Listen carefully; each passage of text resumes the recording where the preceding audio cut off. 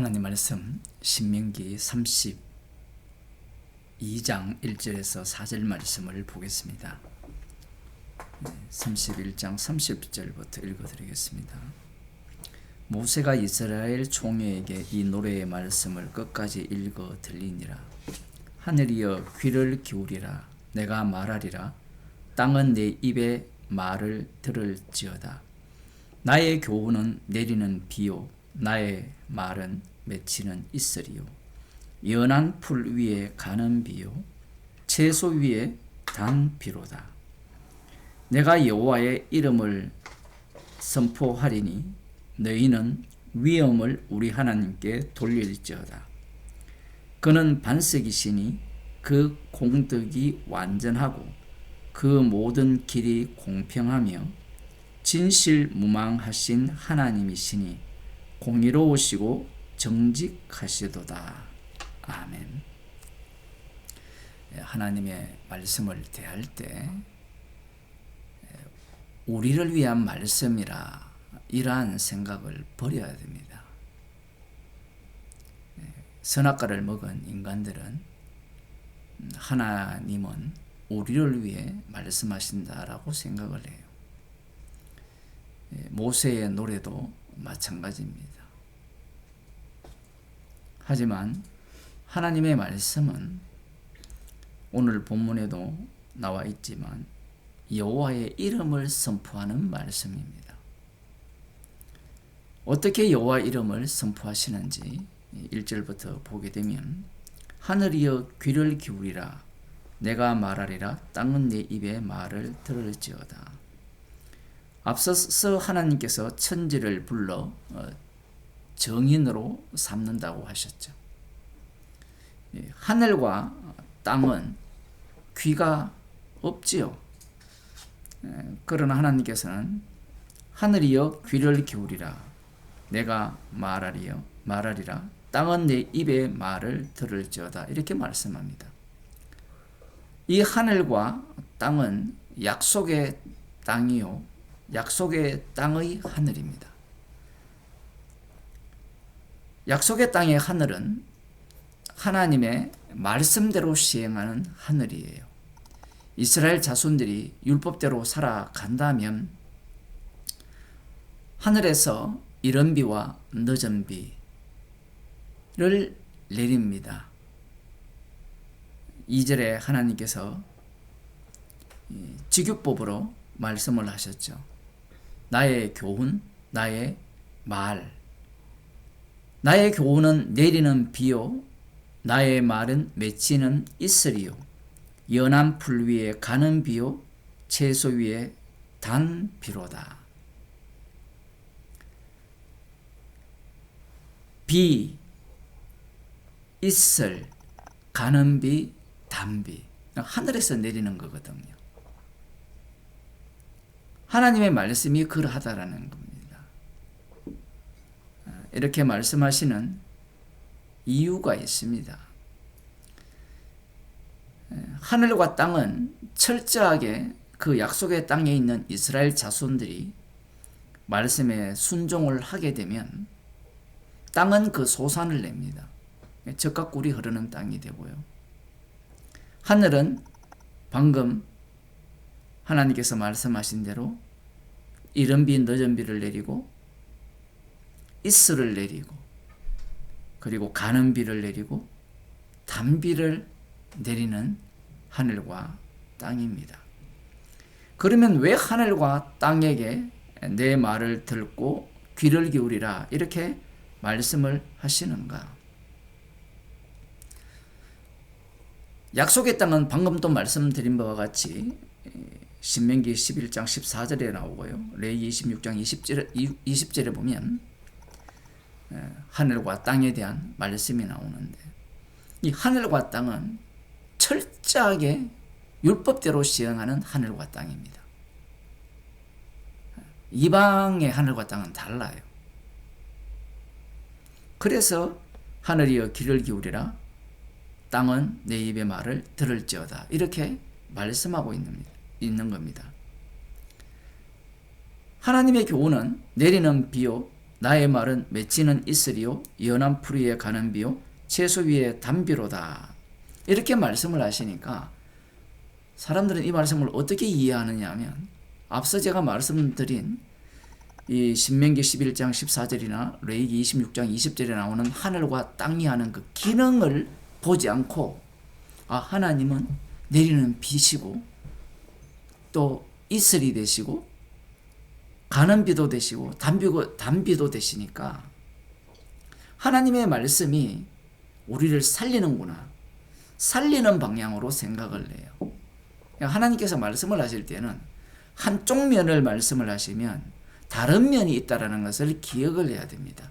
앞서 율법을 보면 신명기 율법에는 철저하게 축복과 저주가 나누어져 있죠.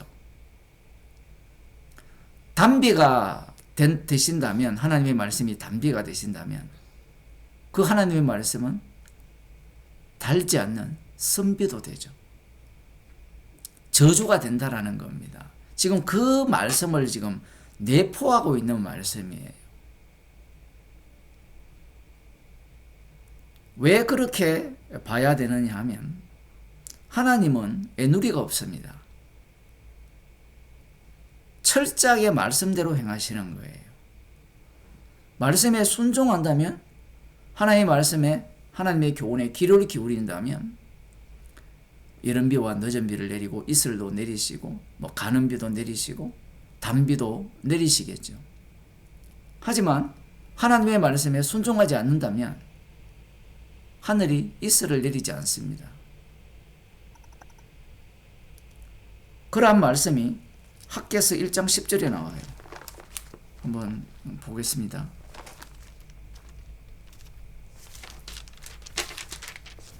제가 읽어드리겠습니다. 그러므로 너희로 인하여 이스라엘 백성으로 인하여 하늘은 이슬을 그쳤고 땅은 산물을 그쳤으며.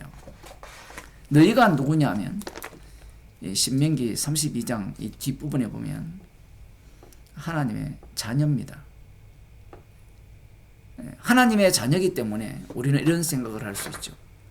하나님의 자녀니까 봐줄 수 있지 않습니까? 하나님의 장자라면서요, 아들이라면서요. 그러면 우리가 비록 말씀에 순종하지 않더라도 이른 비와 늦은 비를 내리시고 단비도 내리시고 가는 비도 내려주셔야 되지 않습니까?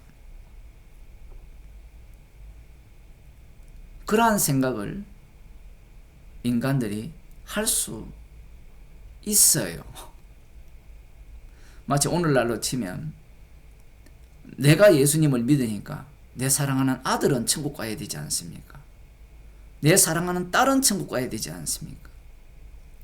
그 몰몬교에 보면 거기에 그 내세 사상이 있는데 거기도 십자가를 이야기하거든요. 예수님의 십자가의 피로 죄를 용서받았다, 그 얘기를 하는데 아주 흥미로운 대목이 뭐냐면 사랑하는 사람들과 영원히 살 수 있다라고 가르쳐요. 자기 부인이 없는 교리죠. 가짜 교리인데 거기에서 또 더 흥미로운 것은 뭐냐 하면 각자가 받은 은혜대로 산 분량대로 가는 천국이 따로 있다라는 거예요. 쉽게 말하면 전 우주의 행성이 엄청 많잖아요. 지구 같은 곳이. 그 각자가 이 땅에서 어떻게 살았느냐에 따라서 그 레벨에 맞게 다 간다는 겁니다. 그러니까 얼마나 이 사람들이 좋아하는 사람을 위한 복음인가요?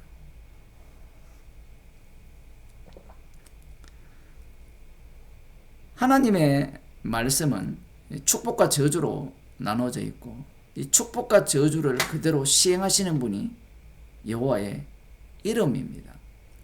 하늘과 땅을 이렇게 부르고 귀를 기울이라고 하신 말씀은 뭐냐면 하나님은 앞서도 말씀드린 바와 같이 인간을 고려하지 않아요. 자기의 아들이라 하더라도 아들이기 때문에 율법에 불순종하더라도 봐주는 거 없습니다. 우리도 잘 알고 있잖아요. 예수님이 하나님의 아들이시잖아요. 하나님 버립니다. 언약을 위하여서. 이스라엘이 하나님의 아들이라 할지라도 율법에 순종하지 않으면 하나님께서는 저주를 내리는 거예요. 3절에 보면 내가 여호와의 이름을 선포하리니 너희는 위엄을 우리 하나님께 돌릴지어다. 여기에 내가는 모세로 볼 수 있죠. 너희는 누구냐면 이스라엘로 볼 수 있고요. 아니면 앞서 나온 하늘과 땅을 볼 수도 있습니다.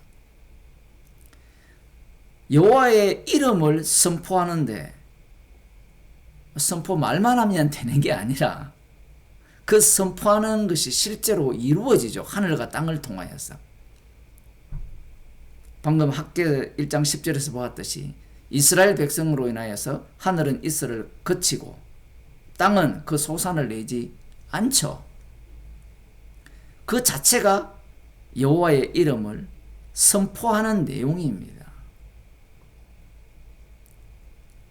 그 다음 하시는 말씀이 너희는 위엄을 우리 하나님께 돌릴지어다.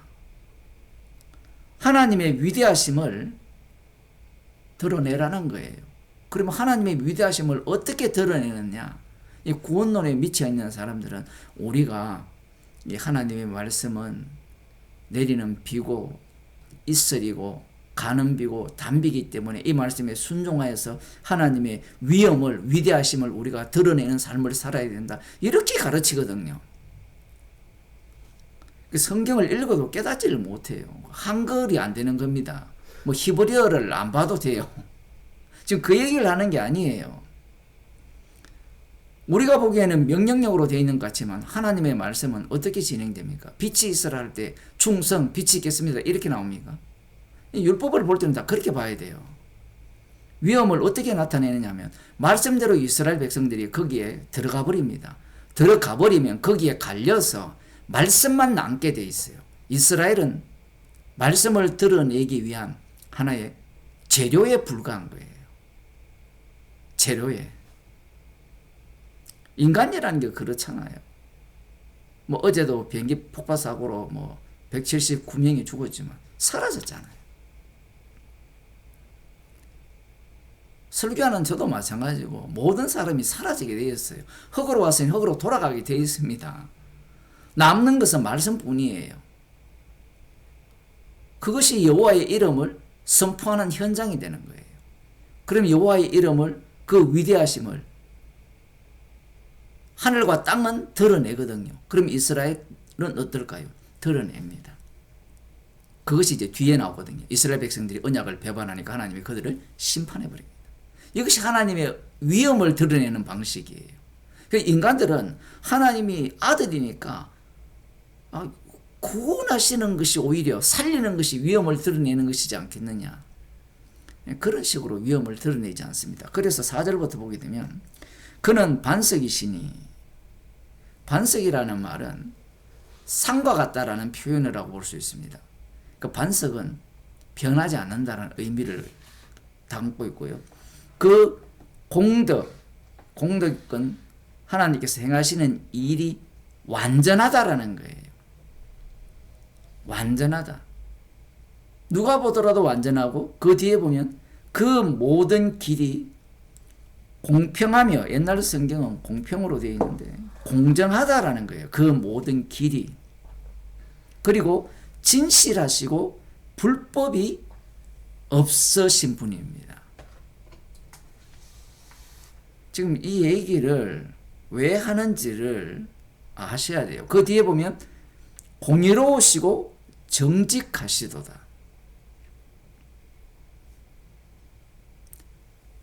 하나님은요, 너무나 공정해요. 진실하시고 불법이 없습니다. 그래서 율법에 의해서 범죄한 자는, 불순종하는 자는 반드시 심판을 합니다. 봐주는 게 없어요. 아들이라고 봐주는 게 없다라는 겁니다. 우리 같으면 6월절 어린 양의 피로 장자로 만드셨다면 그들을 봐줘야 되잖아요. 아브라함과 이삭과 야곱에 하신 언약을 이루기 위해서 약속의 땅으로 인도하셨다면 그들이 율법에 불순종하더라도 봐줘야 되잖아요. 안 봐줍니다.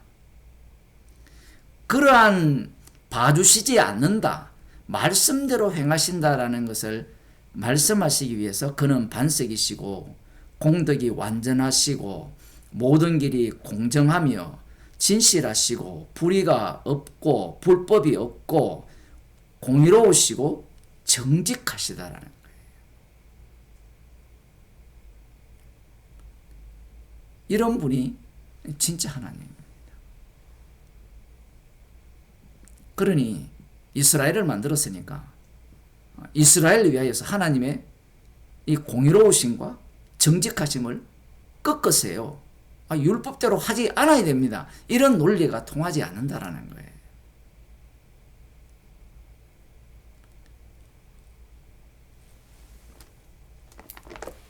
예수님께서 십자가로 이 말씀을 다 이루십니다. 십자가로 다 이루시는 이유는 하나님 자체가 정직하시기 때문에 그래요. 율법에 대해서 불순종한 자들은 반드시 심판을 받아야 돼요. 마태복음 20장을 보겠습니다. 마태복음 20장은 이 포도원 주인이 포도원 풍분을 구하는 비유를 예수님께서 말씀을 하시는데, 아침 9시에 아니면 11시에 3시에 6시에 일이 끝나면 5시에 이렇게 일꾼을 구하죠. 그 인간들의 사고가 어떻게 바뀌느냐 하면 예수님의 대속물로 이 율법을 완성을 하잖아요. 공의를 세우시거든요. 그러면 그 이후에 이 교회 안에서 성령을 받았다고 하는 자들이 어떤 모습을 보이느냐라는 거예요. 방금 제가 성령을 받았다고 하는 자라고 했죠. 그러니까 자기가 그렇게 인식하는 거예요. 성령을 받은 사람은 받았다라고 생각하지 않아요. 십자가의 피공로를 자랑하죠. 여기에 보면 예수님께서 이 비유를 하실 때 이 일당을 주는데, 수고비를 주는데 1시간 일한 사람부터 수고비를 줍니다. 한 데나리온을 줬어요. 주자마자 뒤에 있는 사람들은 계산을 하겠죠. 나는 3시간 했으니까 3데나리온. 내가 10시간 했으니까 10데나리온을 받을 것이라고 예상을 하는데 똑같이 주는 겁니다. 그러자 화가 나는 거예요.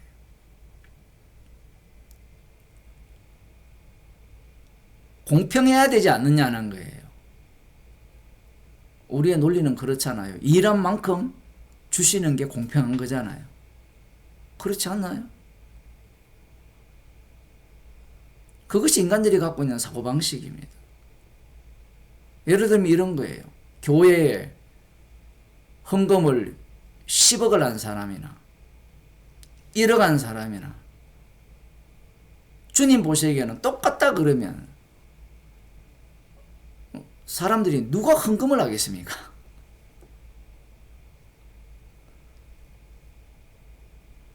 아니면 복음을 50년 전한 사람이나 딱 하루, 그것도 한 1분 전한 사람이나 똑같다 그러면 무슨 생각하겠어요? 하나님은 공의로우시다면서요.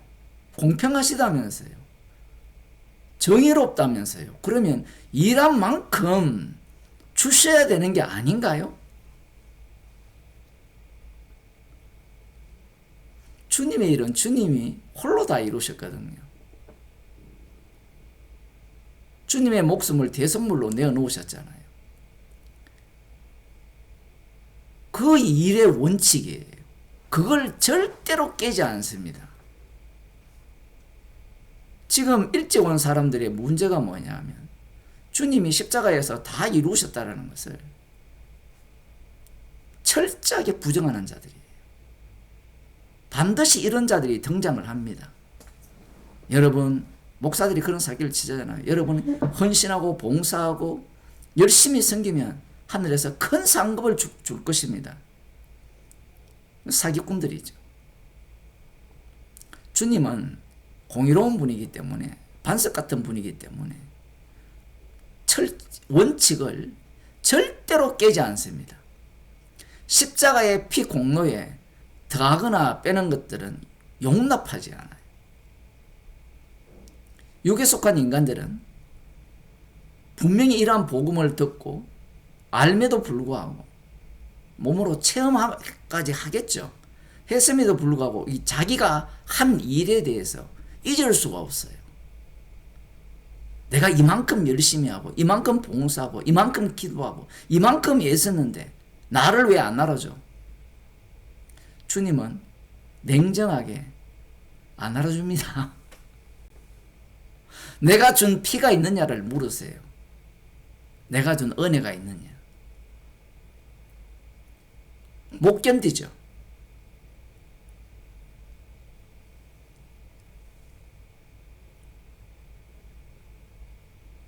(12절에) 보면 나중 온 이 사람들은 1시간만 일하였거늘 저희를 종일 수고와 더위를 견딘 우리와 같게 하였나이다. 이것보다 짜증나는 일이 없잖아요. 종일 수고와 더위를 견딘 우리와 이 서늘할 때 와서 농사를 지어본 사람들은 알죠. 한 5시 넘어가면 좀 시원해지잖아요. 한여름이라도. 어쨌든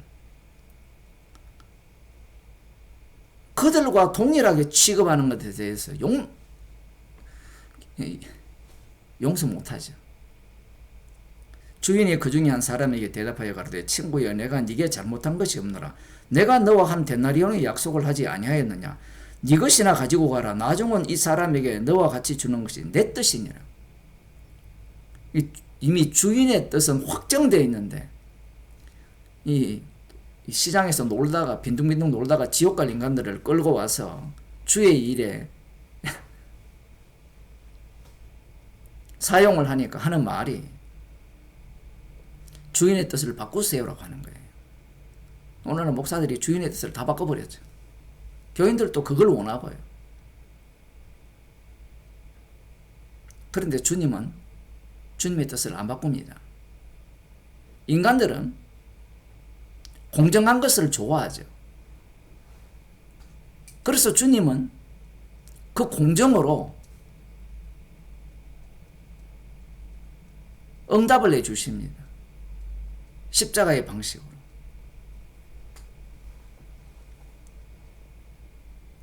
(16절에) 보면 이와 같이 15절 봅시다. 내 것을 가지고 내 뜻대로 할 것이 아니냐. 내가 선함으로 네가 악하게 보느냐.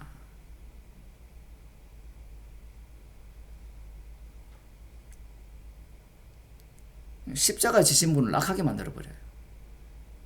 그래서 교회에서 십자가를 제거시켜버리는 겁니다. 나중된 자로서 먼저 되고 먼저 된 자로서 나중 되리라. 말씀은 말씀대로 반드시 이루어지는 거예요.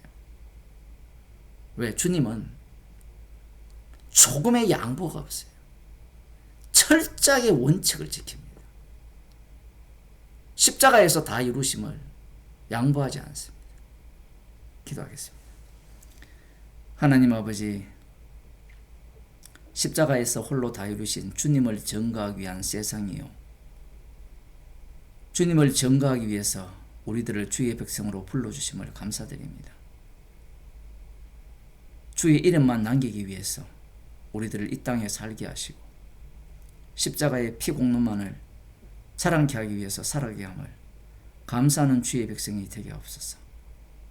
잠깐 있다가 없어지는 안개로 살아감을 감사하는 주의 백성이 되게 하옵소서. 예수님 이름으로 기도드리옵나이다. 아멘.